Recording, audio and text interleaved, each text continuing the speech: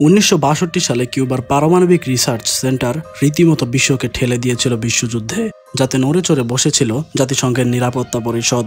আতঙ্ক ছড়িয়েছিল বিশ্বে। সে সময় কিউবা রাষ্ট্রটি আমেরিকার জন্য বড় মাথা ব্যথার কারণ হয়েছিল। অন্যদিকে সোভিয়েত সরকার কিউবার রাষ্ট্রপ্রধান ফিদেল ক্যাস্ট্রো এর সাথে সোভিয়েত রাষ্ট্রপ্রধান ক্রুশ্চেভ এর সম্পর্ক ঘনিষ্ঠ হচ্ছিল।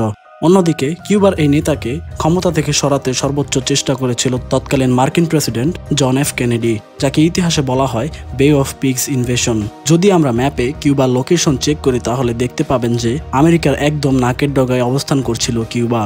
আর আমেরিকা যেন তা দখল কিংবা কোনো প্রকার আগ্রাসন চালাতে না পারে, তাই সোভিয়েত ইউনিয়ন তাদের ক্ষমতা বসানোর জন্য কিউবাতে জাহাজ ভর্তি ব্যাপক পরিমাণে এয়ার মিসাইল ও অ্যান্টি মিসাইল সিস্টেম কিউবাকে প্রদান করে।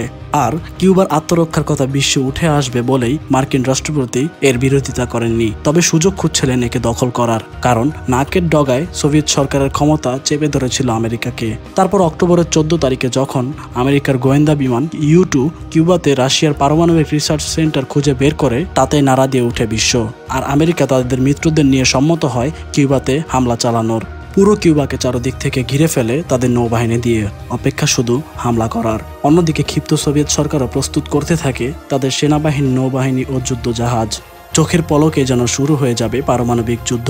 পরে নিরাপত্তা পরিষদ এবং আমেরিকা ও সোভিয়েতের কয়েকবার বিতর্কিত যোগাযোগ ও চিঠির আদান প্রদানে সোভিয়েত সরকার সিদ্ধান্ত নেয় কিউবা থেকে তাদের পারমাণবিক রিসার্চ সেন্টার সরিয়ে নেবে। বিনিময়ে আমেরিকা হামলা করে দখল করবে না কিউবাকে। তবে 25 বছর পর আরও জানা যায় যে সে সময় আমেরিকা তুরস্ক থেকে তাদের পারমাণবিক রিসার্চ সেন্টার সরাতে সম্মতি দিয়েছিল বলেই পিছু হটেছিল সোভিয়েত সরকার।